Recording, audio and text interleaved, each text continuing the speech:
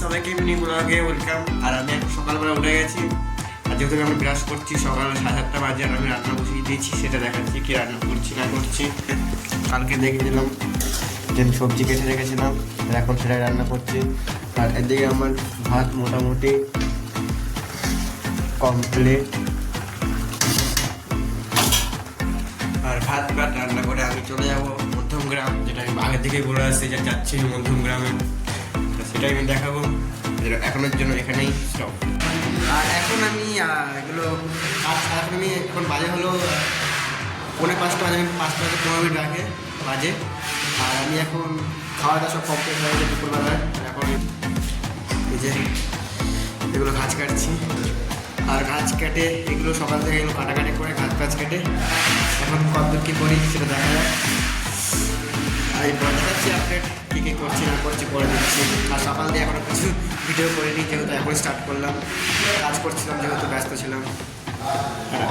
এখন বাজে 5:30, আর এখন দিয়ে চা খেতে চায়ের দোকানে।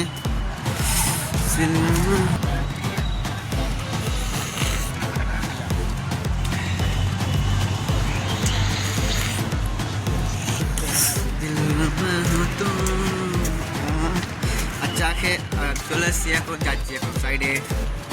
আমাদের কাজ কমপ্লিট, এখন যাচ্ছি আমরা, চলে যাচ্ছি এখান থেকে সাইড থেকে। আর কালকে সোমবার, কালকে কাজে হবে না, কালকে আমি দোকানে যাবো কাজে। আর এখন রাত বাজে হলো গিয়ে 11:30, 11:30 বাজে এখন যেহেতু। আর এখন আমি ভাত রান্না কমপ্লিট, যেমন হাঁড়ি এখানে আছে। আর আমি এখন আলু ভাজি আর ডিম ভাজবো। আলু ভাজা আর ডিম ভাজা থেকে আজকে আমি ভাতের খাওয়া কমপ্লিট করে দেবো। মানে আজকে আলু ভাজা আর ডিম ভাজা দিয়ে ভাত খাবো, যেহেতু আর কিছু রান্না করবো না রাতেরবেলা। এখন যেহেতু আর ফোন দেখছিলাম, তখন আমি কাজ দিয়েছি 7:30টার সময়, তখন ফোন দেখছিলাম।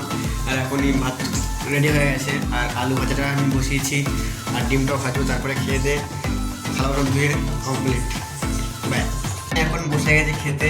আর আমি কী খাচ্ছি সেটা দেখাচ্ছি। এই যে ডিম ভাজা, আর এই যে কী বলে এটাকে আলু ভাজা, তার সাথে একটুখানি ঘি।